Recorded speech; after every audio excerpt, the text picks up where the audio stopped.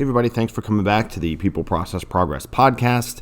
You'll notice if you listened to the short-lived Up in the Morning podcast that I am bringing back to the main show here, that this episode already aired called Find Your Fitness Why. Did some editing, brought it back kind of to the People Process Progress feed, and want to share it again though. I think it's an important message, especially as we, round out this first month of 2022. And people are still hopefully holding on to whatever resolutions they made to get in shape. So enjoy this episode. There's some great tips and references to Mayo Clinic articles and other things about the physical and mental benefits of finding your fitness why. The journey of 1,000 miles begins with a single step. Lao Tzu, 6th century BC, from chapter 64 of the Tao Te Ching. We don't have to go for 1,000 miles or do 1,000 reps. We need to go for what helps us. What makes the cloud of depression dissipate, what pushes our minds and bodies through the grief of loss, what makes us feel alive. Before we take our first step towards fitness, we need to determine our why. I'm glad you got up in the morning with me. It's time to lace up, chalk up, tie that belt, and get ready to roll with your host, Kevin Pennell. Hey everyone, thank you for being up in the morning with me and welcome. I'm your host, Kevin Pennell. I'm a 47-year-old husband, father, garage gym athlete, morning exercise enthusiast, and jiu-jitsu advocate and Brazilian jiu-jitsu blue belt. So this episode is called Find Your Fitness Why. Finding your why is the subject of a lot of different authors, business, those kind of things. It's really what's your mission? Why should you, one, listen to this podcast and others and anything that helps you get better? I encourage it. But what is finding our why? Let me share my why of when I reinstituted fitness, early morning fitness in particular, into my life. It was after I did a Murph Challenge in 2017, and I had a horrible performance during a grueling workout. And the workout's hard. It's a mile, 100 pull-ups, 200 push-ups, 300 air squats, and a mile. So I had some sort of base of fitness, but I knew I wasn't where I needed to be, not just to do well there with my friends and family, but because I felt like crap. I was tired of being tired. I ate like shit. I drank too much beer. I had job stress from being on call for public safety and emergency management. And frankly, I was disappointed in myself. And I was a bad example for my family and those around me. And I had had enough, like maybe some of you listening to this have. I was very fortunate that a great friend of mine prompted me to listen to the Jocko podcast, which if you Google Jocko Willink, you'll find some great motivational videos, his podcast, all that kind of stuff, some dark areas there. But I finally listened to it, and for me, that was the catalyst, right? That I needed to set an alarm, put in the work, and get after it.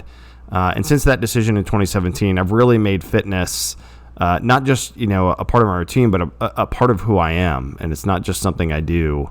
I changed my mind and body, set the example for my family, some friends, people I've never met before. That that's one of the good things on social media that can have such negative stuff on it, is sharing fitness and motivation and being realistic with goals and things like that. And so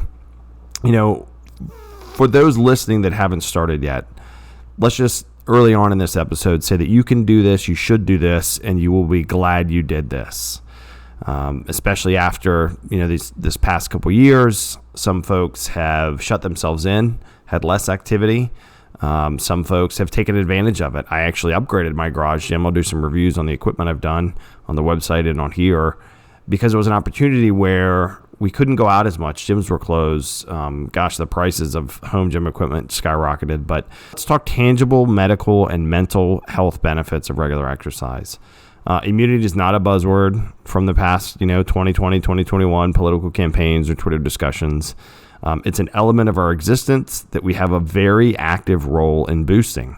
And so as an example, and again, there's so much of this out there, but I'm going to use an abstract from a PubMed Central article. And PubMed is really a go-to, high-level, really well-respected place for medical articles, journals, things like that. So the article is called Physical Exercise as a Tool to Help the Immune System Against COVID-19, an integrative review of the current literature. The first line of this abstract is active viral respiratory infections are the main infectious disease in the world. Right? That's pretty telling. So as we know, in 2020, a new disease caused by severe acute respiratory syndrome, coronavirus, disease 2019 or COVID-19 became a global pandemic, right? No surprise probably to anybody listening to this that's been alive or can read. The immune response to the virus depends on factors such as genetics, age, and physical state, right? So genetics and age, we can't do a lot about that. This physical state piece of this statement, though, and this is me talking, we can. And so this is another statement from this abstract. The practice of physical exercises acts as a modulator of the immune system. During and after physical exercise, pro- and anti-inflammatory cytokines, and cytokines are molecules that aid cell-to-cell communication and immune response and stimulate the movement of cells towards sites of inflammation, infection, and trauma. These are the little guys that help us fight infection and get better, are released, and lymphocytes. So a lymphocyte is a type of white blood cell that's part of the immune system. There are two types of this.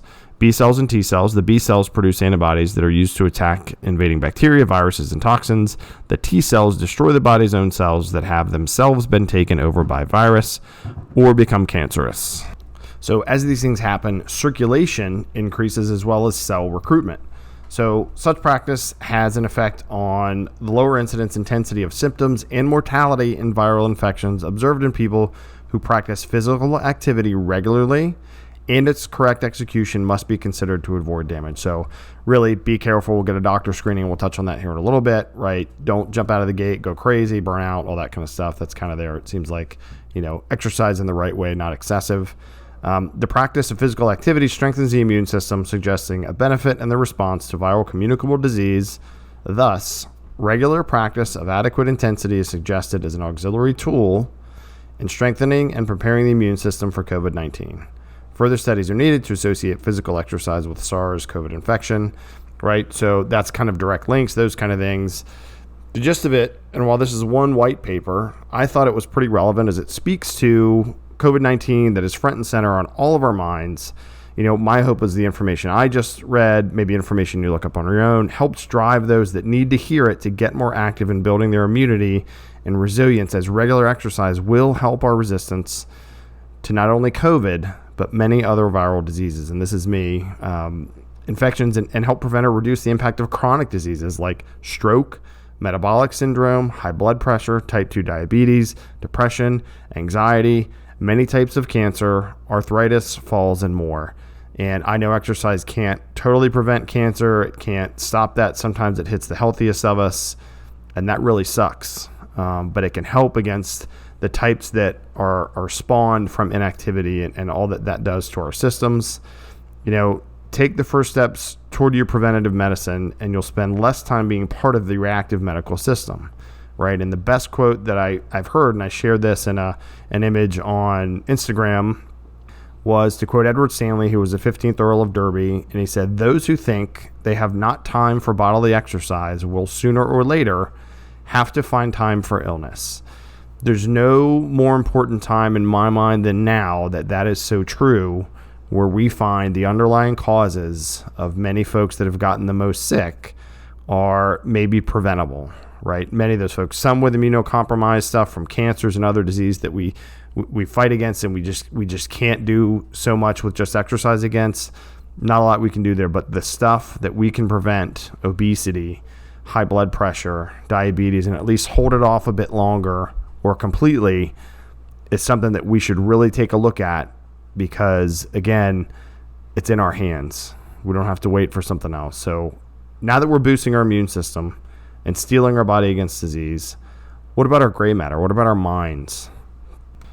I'll share another example for me. So it served as individual and couples therapy.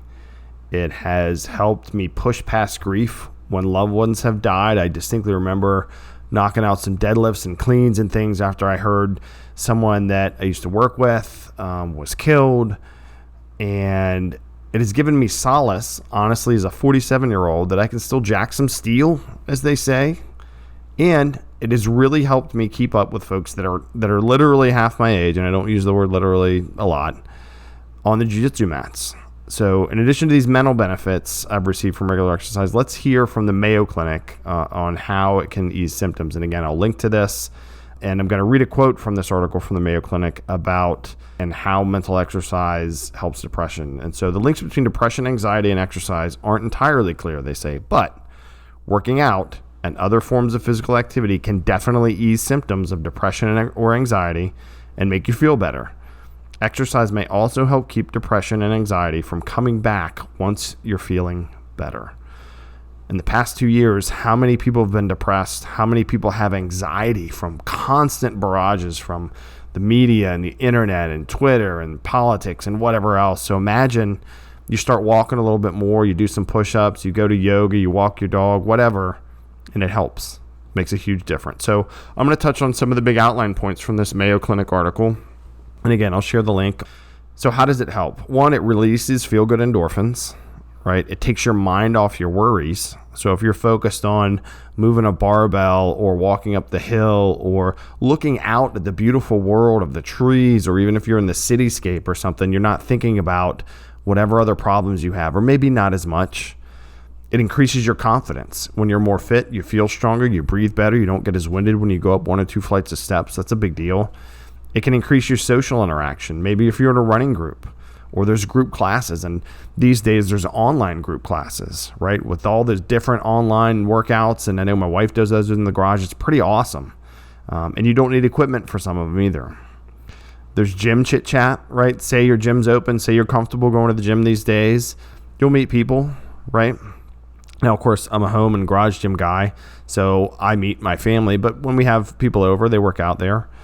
It's a healthy coping mechanism, right? Versus maybe drugs or alcohol that aren't as healthy. If you feel, hey, I'm really feeling depressed, I have anxiety, I'm going to go knock out some push-ups, that's better than knocking out, a 5th or a 6-pack of beer. Programs. What are some programs that the Mayo Clinic suggests? And a lot of these are in line with what I think. So physical activity, and they talk about physical activity or exercise. So physical activity is kind of anything where you're moving, right? Your muscles are moving, you're breathing, walking, household work, gardening, those kind of things. Exercise is more planned and structured. Like that's more of what I do, but sometimes my workout for the day is chores. If I'm going to shovel my whole driveway of snow, that's a crazy hard workout, and the only structure is me and the shovel. Versus I'm going to go do squats and cleans and air, and burpees and those kind of things where I plan that out for a certain number of reps and those kind of things. So how much exercise should we do? So from this Mayo Clinic article, again, you've probably looked, if you're trying to start your journey or you're on it or you're a trainer, you have your preference or you've seen different ones. This is from this one article, but it's pretty good. So 30 minutes or more, 3 to 5 days a week. That seems to be a pretty good standard I've heard in other places. And about 10 to 15 minutes at a time is a good start, or even total. You could, if you do 100 burpees in 10 minutes, if you do, like this morning, my workout was less than 15 minutes, but I did 500 repetitions of things, right? Push-ups, air squats, crunches, whatever. You're moving your body. You're moving it a lot.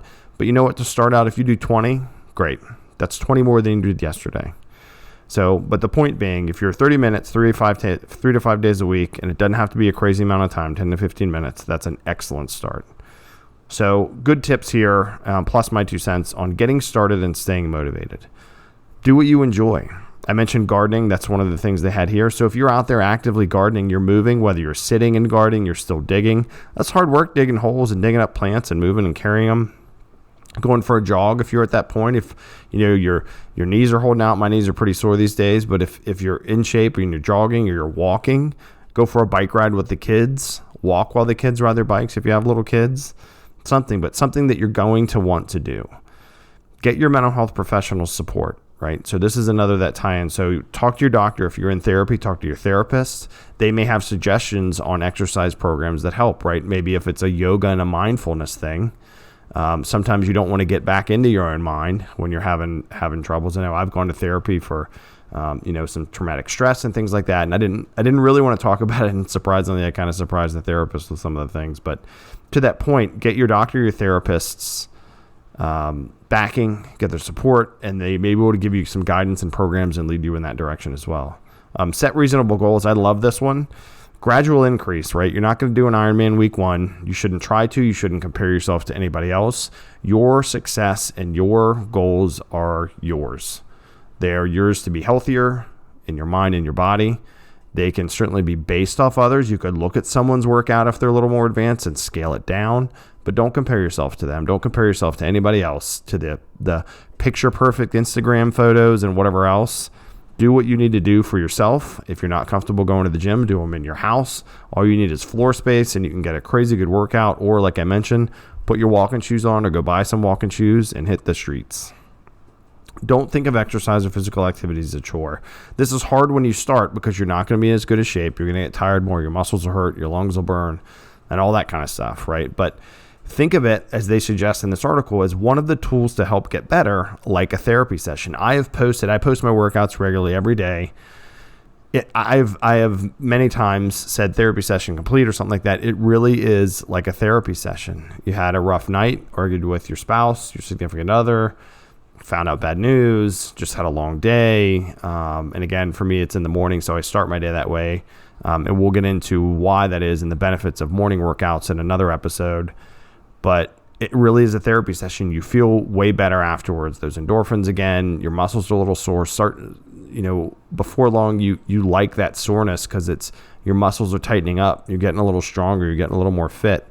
And that soreness, you kind of crave it. You crave that post-workout feeling of, I just put that work in.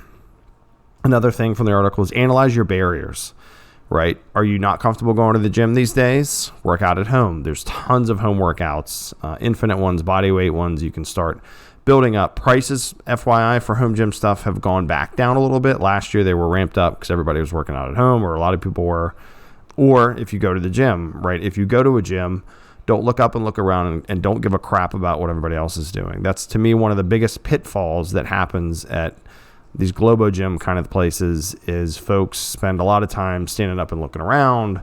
They're judgy, whatever. Is when you go in there, do whatever you want to do, and then get out. That's it. That's all you got to do. Don't give a crap about anybody else. Get a trainer if you want to at one of those places. Then you have dedicated someone to do that. And make sure your trainer is really focused on you and taking care of you. The last one, which is also super important, is to prepare for setbacks and obstacles. If you skip a day, don't beat yourself up, but go back, right? Keep trying, keep pushing, stick with it. You can do it. It's going to get easier. Then as it gets easier for you, you're going to want to ramp up the intensity. You're going to do a little bit more. You're going to prove more to yourself. Your confidence will be better. Your health will be better. All the benefits we talked about. This article from the Mayo Clinic, I think, does a great job including many of the benefits and guidance that I also recommend, that I've found, that I've learned over the hundreds of workouts that I've done. And there's other folks that work out way more than me, maybe once or twice a day, but pretty good. And again, as a reminder, if we're not going to become healthier with a magic pill or a miracle program or any shortcut, we can get up in the morning, we can get moving before or as the sun comes up, and lead our minds and our bodies down the path to a healthier us with stronger immunity, a more resilient mind, and the confidence that comes with knowing we did this. We set the alarm, we got up, we took the first step of many to a healthier life. I thank you for taking the first step and listening to this show. Please leave a review on Apple Podcasts or whatever platform you prefer. Please share this episode and the show itself. And just do your own research. Figure out a program that works for you. If you haven't started yet, get up, get after it, and Godspeed.